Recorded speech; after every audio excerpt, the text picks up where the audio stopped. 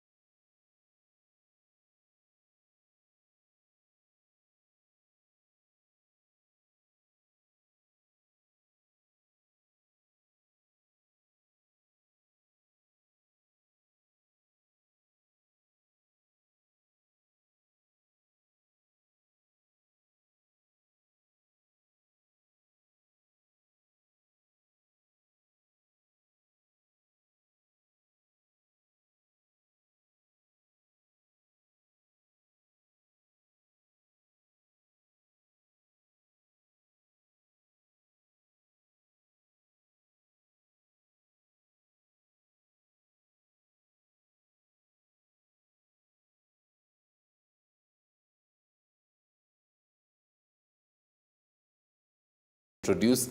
Karibuni sana manze to FriDate. Thank you. Mko fiti? Poa manze. Ni saika hamna leo mani nini? Ni pesa zitaingia mani. Bana di tax manze.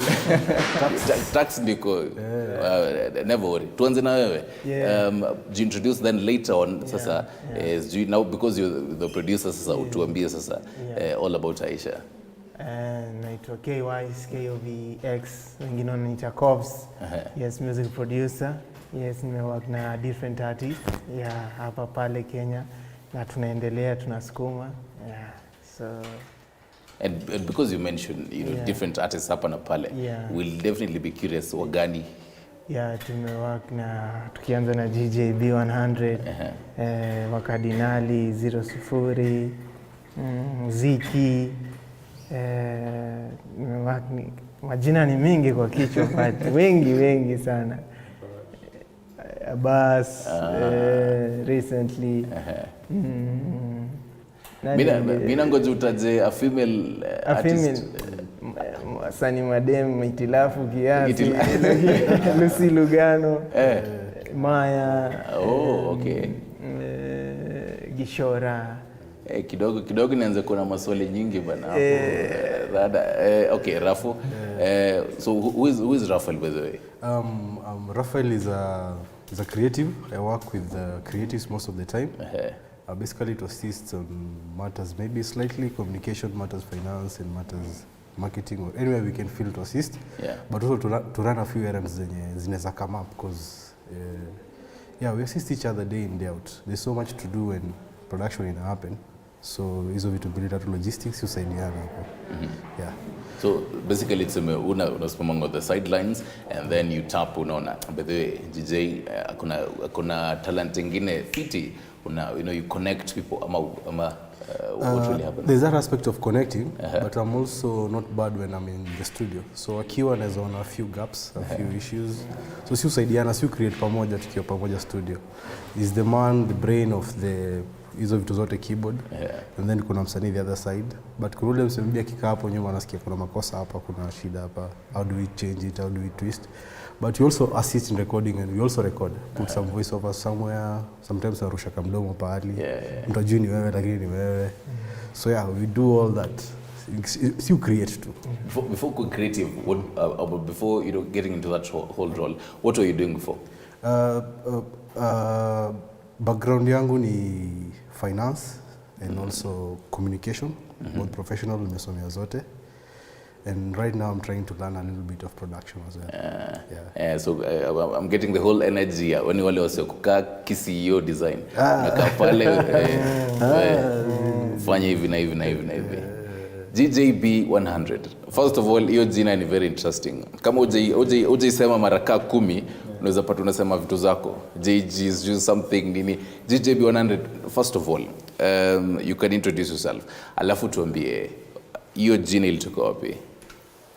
GJB100, it's true as you say, but at the end, okay, realize you've got it correct, you're like, man, too. But do hivyo GJB100, Yeah. I'm a music artist, I'm music, napenda kuwa GJB100. Then also, again, is unpredictable also part of your name? Yeah, it's character, you know, every individual akona character, so as you get to realize uko wapi accept na kupata the positive part of it, not the negative, the positive part of it, now we embrace and realize it's really a useful tool. So right. for me, the reason as to why I'm even here, starting from the name, when I realize, indeed man, you're unpredictable. So as an artist, nipo ukue na that nature, no isikue like watu wamekuzoea na wanakujua, because you're a rare and special breed. Did you come up with GJB100 or someone was like... Yeah, I'm a creative as well, and it's something that you have to, you know, your name, you are your name. Yeah, Definitely. so I had just to keep my names and make it creative. Are they like initials of something, or... They are my names. If I tell you GJB, I've actually told you my whole names. So you should be like, hey, okay, I only asked for one. do you have roots in Uganda, by the way? My mom is Kenyan, my dad Ugandan. Yeah. So were you raised in Uganda, or were you raised in Kenya? My Kenyans, I don't know what they are. My dad had to come all to this side. So he's from there, but he moved to this side, so I was breeded in this side. I know more of this side, but I'm a product of both, and I love both countries equally. When was the last time you were in Uganda? Before you actually get now into the whole musical aspect of Aisha. When was the last time you were there? So a few months ago, I check in once in a while, and I have to refresh my unknown little bit Luganda. Yeah. All right, now we were listening to the whole beats za Aisha, and I remember hata tukisikiza the beats of fire manze. Yeah. Tuanzie hapo hivyo. Yeah. How was Aisha born, you know? Aisha was born from GJB, and another guy is a producer as well called Danville, and Omnivore, and Vix. Yes, so the flame started with them. We helped along the way, but they did most of the work. Yes. So this was this year. Yes, on 14th Feb. So mlikuwa mmepangia now? I'm not really, because had you written this particular lyrics like way before? Then you like, now let me release it February kifika watu wakiongelelea Valentine's. You know, February is a weird month.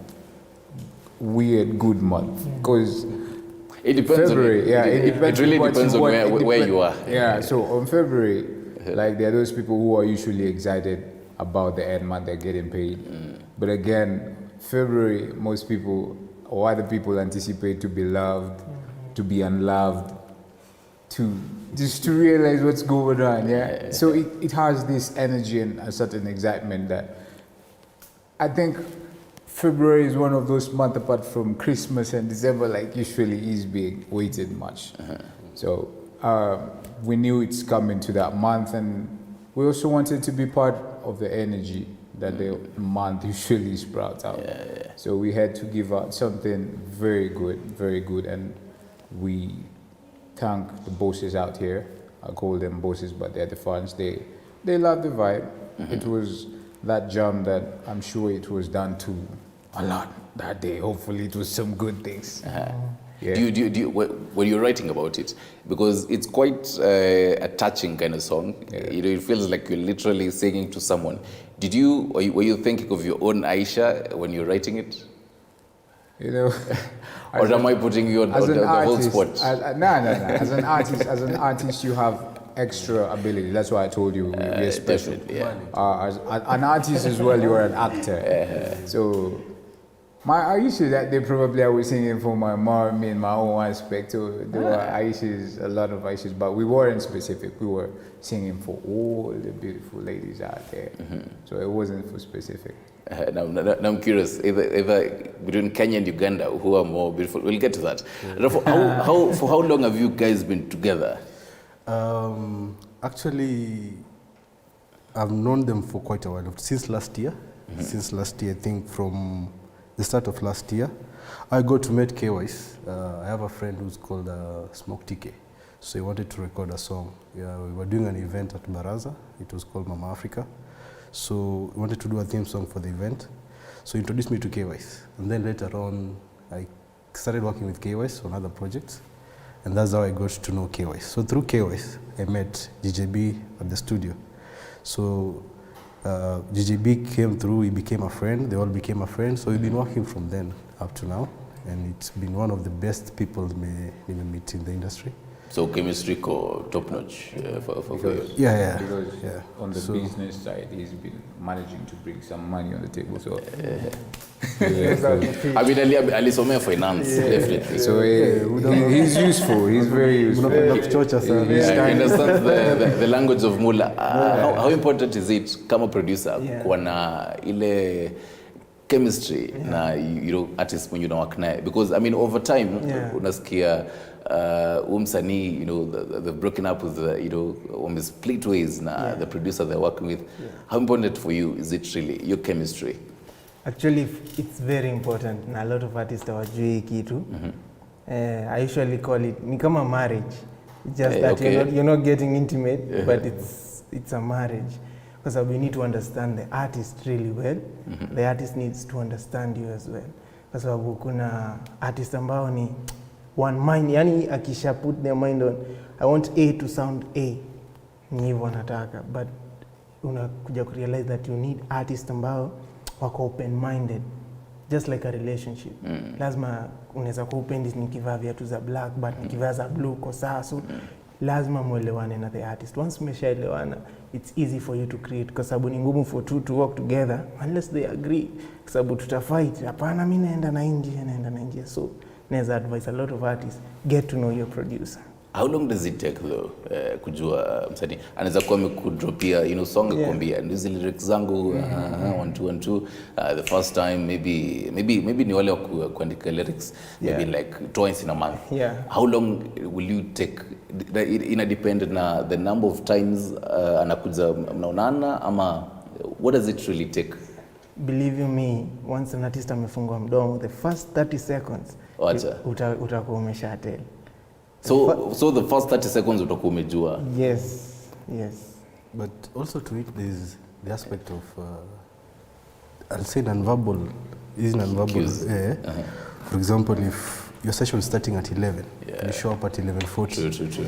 So already ushaonyesha producer who you are when it comes to time management and all those aspects. With no apology kwanza, unafika wewe tupige ngoma bana, ni nini And most artists mtaani bedhe wako na katabia fulani unajua mimi ndo msanii. So utaenda na vako yangu, si vako ya producer. So pia hizo zinakuwa ni nitty-gritties fulani si upitia. Maybe hataki kuongea sasa hivi, lakini we usually say you know your level of seriousness by how you keep time. First thing, sema ume set session 8 a.m. Artist afike 7:50. One, we already ni a successful artist. But afike 8:20, 8:30, like ni kama sijui kwa relationship utasema ni kama red flag ati huyu lakini jijena anakaa hapo na usikiza unashangaa mbona sasa umeanza kuhate on artist on your own perspective as an artist over the years. Saa zingine kuna ile mliplan but then 11 ifike 11:40, and I'm pretty sure you've worked with a number of artists. Shida inakuwa gani ukisikia the artist and the producer have split ways? For me, I'd say they were more on the professional side. It's true, like things happen. But again, this is what I usually say. For an artist who's really for the art, you know who you are in this art. So now that one will really make you respect who you are, know who you are. And the artists who are really for the art, they're usually good people. So the energy, they just pass to go to whoever is to help the art sprout. Definitely, it's usually a good energy because they know they have nothing to prove. They're not competing with anyone. So they're just good vibes.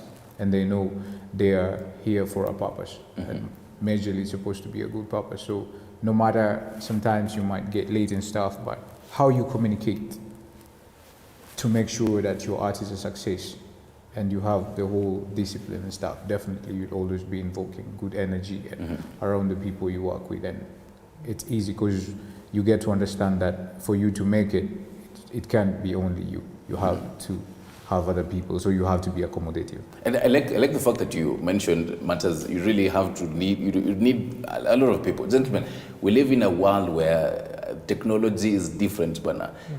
Kitambo ukisikiza ngoma like 15 years ago when social media wasn't like haikuwa hit.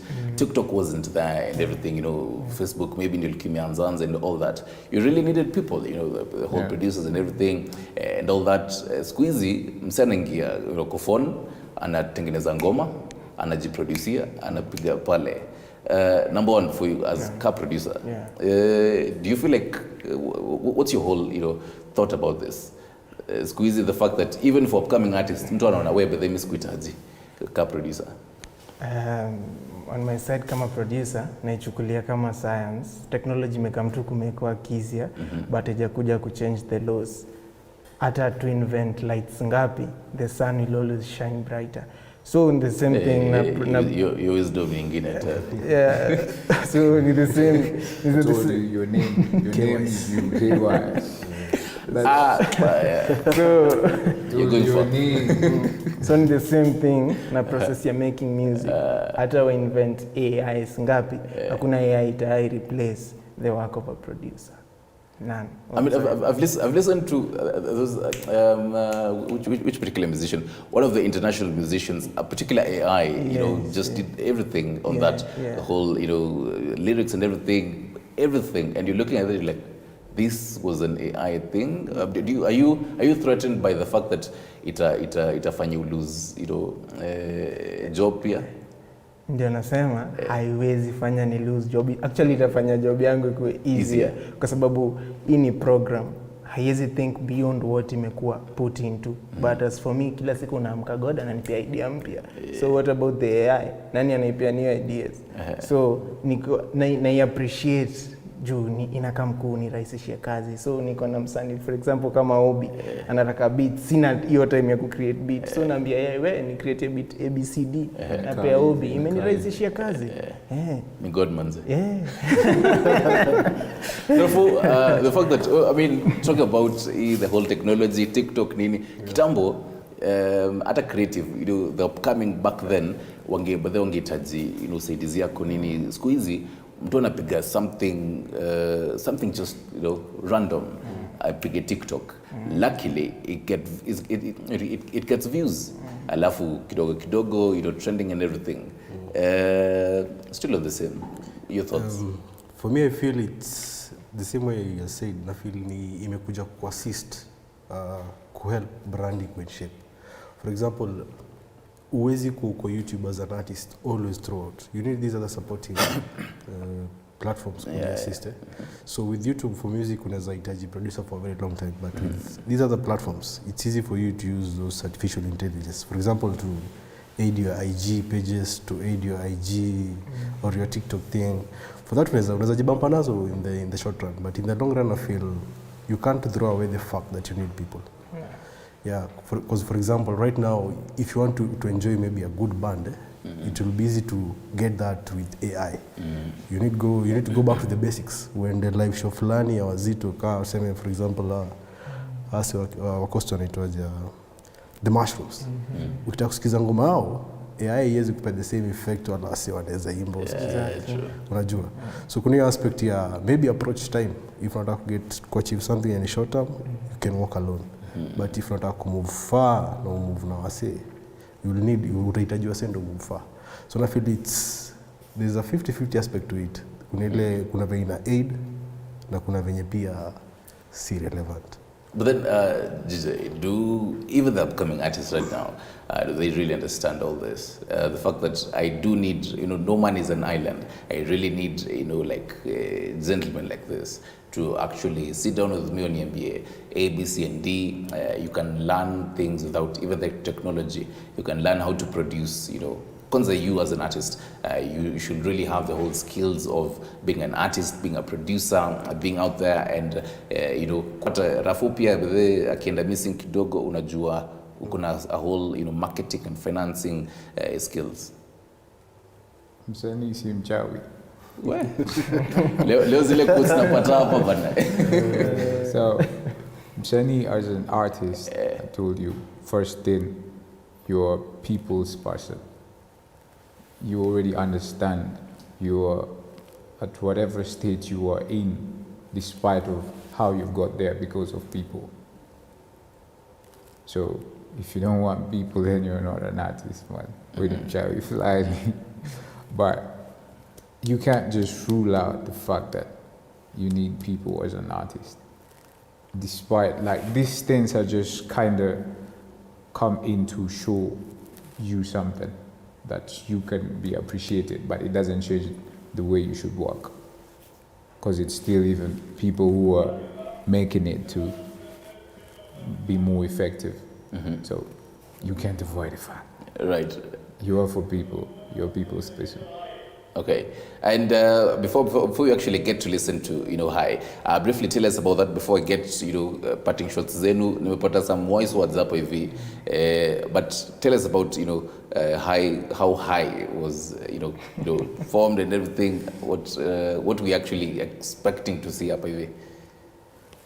Hi is a jam that tells you hi. You're a man up there, and you don't know how to get that number, just go ahead and tell her hi.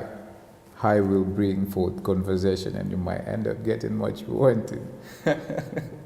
I like how simply you've really put it. So maybe hata mimi nikimaliza niombe tu hi. Raphael, your parting shots to even the upcoming and everyone. I'll say maybe I don't know if I can pass a message to the government. And most definitely, by the way. Yeah.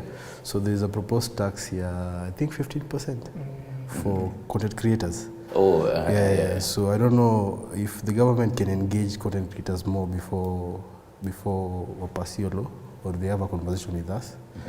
We air out what you're going through and everything, because production is easy. So we also incur costs like kitu.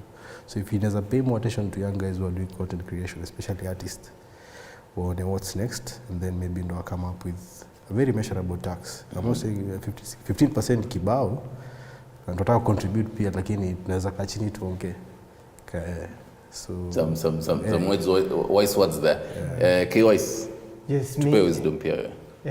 Tumekuwa na meeting recently na some producers wa kutoka countries tofauti. And issue kubwa walitupea about Kenyan music ilikuwa hatuna melody kwa song zetu, ni tufuta. Yani hakuna melody.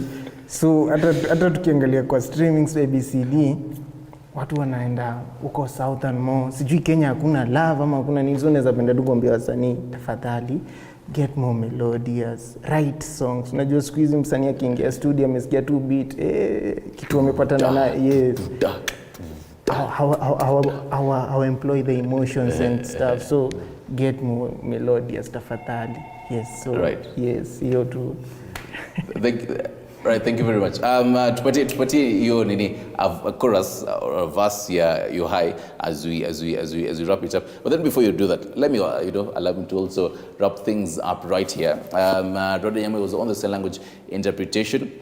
Emmanuel Lenonda, super director pale, super producer Lydia, co-sounds Kolo, kunyuma camera Mumbi. I'm used to Stanley Nyeringita. Have yourselves